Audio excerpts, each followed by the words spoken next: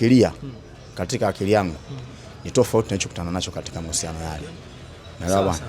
Kwa sababu niliamini nimepata mke mwema, lakini mwisho wa siku nilikuja kukutana na changamoto ambazo ngumu na kubwa ambazo zinifanya kutaifisha maisha yangu in short. Sawa. Unadai kwamba ulitaifisha maisha yako kupitia changamoto hiyo.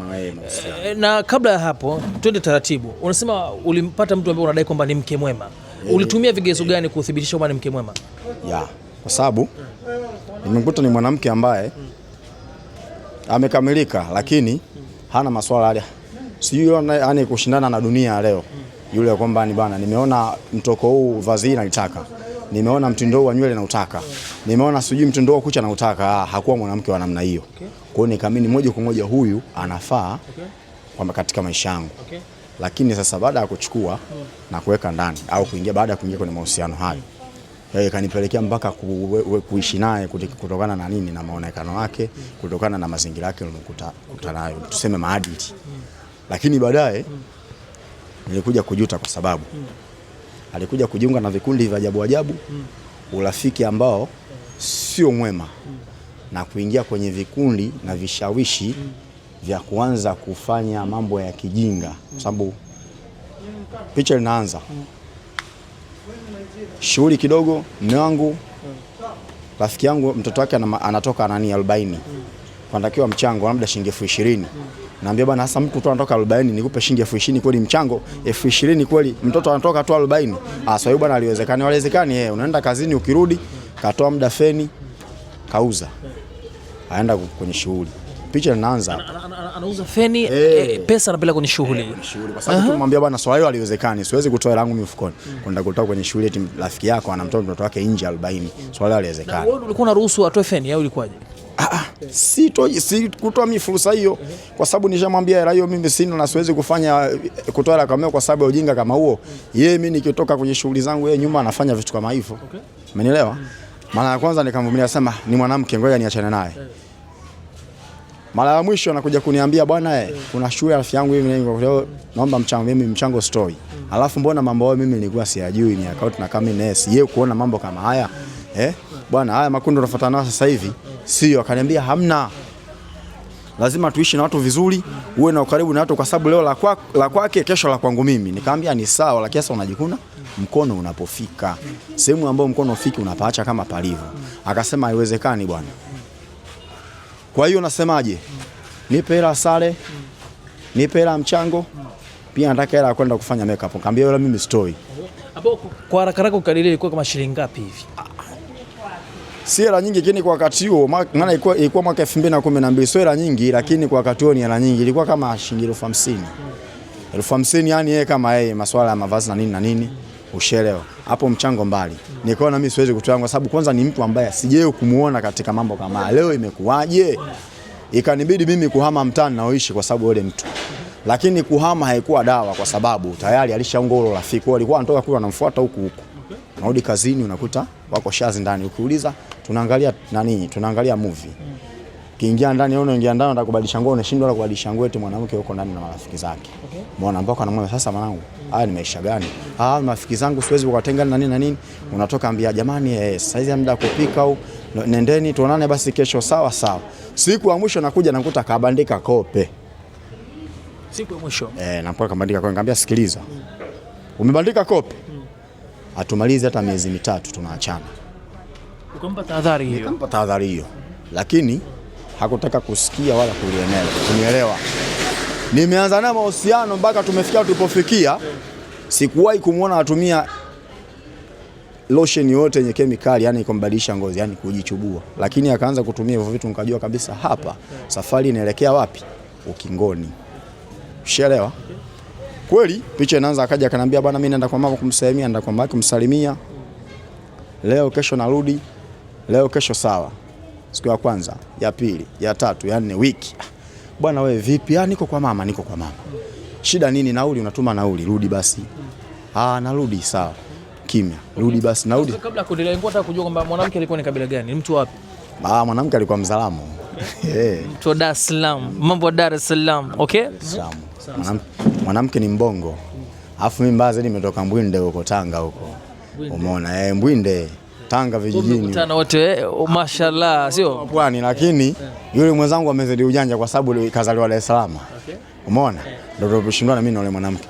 Basi brother, mwisho wa siku mimi hiyo siku ananiambia bwana, wiki natuma nauli arudi, niko kwa mama, narudi kesho niko kwa mama.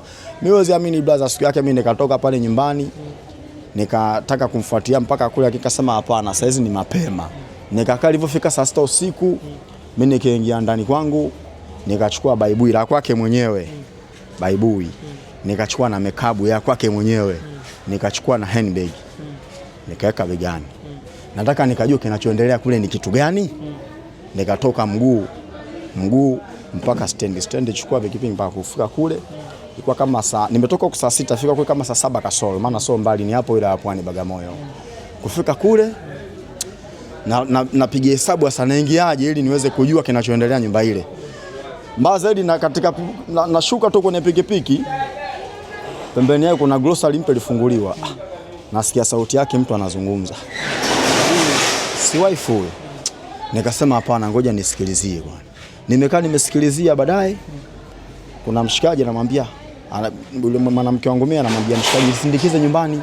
Mwanamke anamwambia, mwanaume anamwambia saizi mapema bwana, wewe unatembea saa 7 hiyo. Saizi mapema, si hapo nyuma tu unatembea chapu narudi. Unaenda nyumbani, hamna nisindikize saizi usiku.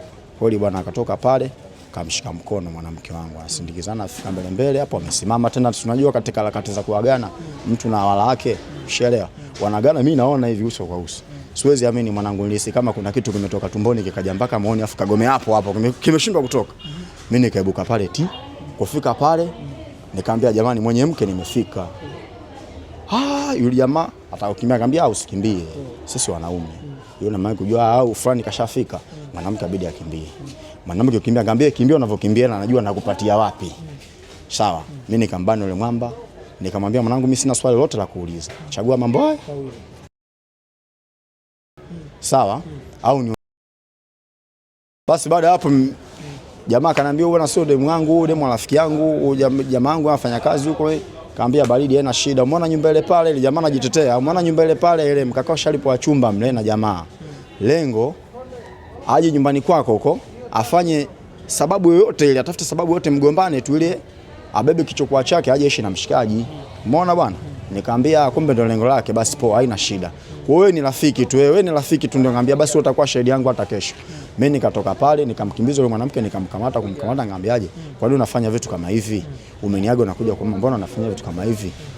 Mama yake mzazi alikotokea sijui. Akaja, wewe mbona unamtishia maisha mwanangu? Kaambia mama, mke wangu yuko kwako leo wiki ya pili. Halafu nikinipiga simu asema anarudi.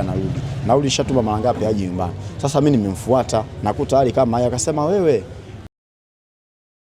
na mimi mwenyewe mama yako unavyoniona ndio mwalimu wa hayo mambo. Nikamwambia kumbe mimi nimeoa familia ambao ni kimeo. Umeoa vimeo. Basi hamna shida mama. Mimi naondoka. Mimi nikaondoka. Mapenzi yalivyokuwa kijinga mjomba. Nafika tu nyumbani, mwanamke anatumia message, samahani mume wangu nimeukosea sana, naomba nirudi nyumbani nije tukae kwa amani. Sasa mimi sinampenda. Mimi nikamwambia hamna shida, rudi. Nikajua amejua alilolitenda kwamba silo, kwa atakuwa amefanya nini? Ameacha mambo ya kijinga, atatulia. Bwana, tumekaa kama miezi miwili. Akaja tena akaondoka nyumbani ilikuwa Idi hiyo.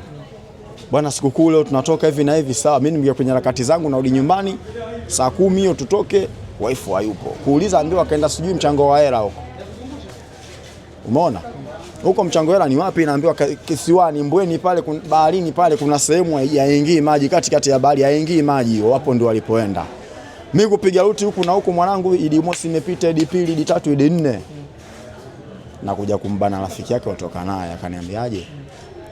Mke wako siku tulioachana aitwaga nenda Bunjubi. So ukienda pale Bunjubi, uliza jamaa mmoja aitwa Chande. Ukifika pale kwa Chande, ulizia na mtafuta nani Yusuf Ngingo, huyo ndo mtu wake. Kufika pale, tuliza ngambana huyu mtu hapa kaenda kwenye mishemishe zake huyu Yusuf Ngingo, lakini chumba chake kiko hapo hicho. Kugonga pale, akatoka mke wangu. Nikamwambia wewe Idi mosi mpaka Idi nne kumbe uko hapa. Mpango wako nini? Akaniambia mume wangu unajua, naomba. Nikamwambia hapa hatuwezi kuongea. Nikamshika mkono tukaenda mpaka nyumbani. Kufika nyumbani nikamhoji maswali yangu, nikajua kabisa moja kwa moja huyu mwanamke tayari ameshakuwa msaliti, lakini chanzo ni kuanza kujichubua, kuanza kuniwekea kope wakati mambo yalikuwa hana hapo awali. Sasa nikaona kwamba poa, haina shida. Kwa hiyo mpango wangu kaambia sasa hivi kila mmoja afanye maisha, kaambia hapana, mume wangu nimejifunza kutokana na makosa yaishi. Mimi nikamsamehe tena. Ushaelewa bwana? Yaani kama Zamwamwa nikamsamehe tena, kumsamehe tena maisha. Zamwamwa ndo nini? Zamwamwa mwanaume, yaani mtu mjinga. Yaani mjinga ule fala kama kalishwa madawa basi kalishwa madawa mpaka kanani yamemkolea mpaka yaani kama kuku wa mdondo blaza. Umeona? Yaani sina kauli dakika hiyo. Nikasema mna shida mke wangu, kulingana na matukio anaonipiga atakuwa anajifunza kutoka na makosa. Tumekaa bwana miezi 2-3 limerudia tena lingine. Nikamwambia hivi, mimi sasa hivi kile unachokifanya naomba nikusamee. Tumelala saa 6 usiku, akaniambia mume wangu nishakupiga matukio mengi sana afu makubwa makubwa, hilo unanisamee. Kunakoelekea utakuja kuniua, naomba nipe talaka yangu niondoke. Nikamwambia ina haja ya talaka, wewe njoo. Wewe tulale usingize, asubuhi utajua nafanyaje. Asubuhi ulipofika mimi nikamwambia bwana, funga kile unachoona kinakufaa katika maisha yako, twende nikakugeze kwa mama yako. Pale pale nilipomchukua kipindi kile nikaambiwa mimi malaya na mwanangu malaya, mimi nikamrudisha pale pale. Bwana mama, nimekuja hapa, unaona gari, vitu vyote hivi vinamhusu mwanao hivi. Mwanao huyu hapa, mimi acha nifanye maisha yangu na yeye afanye maisha yake. Tuliachana kwa staili hiyo. Uwezi amini bro, mpaka leo.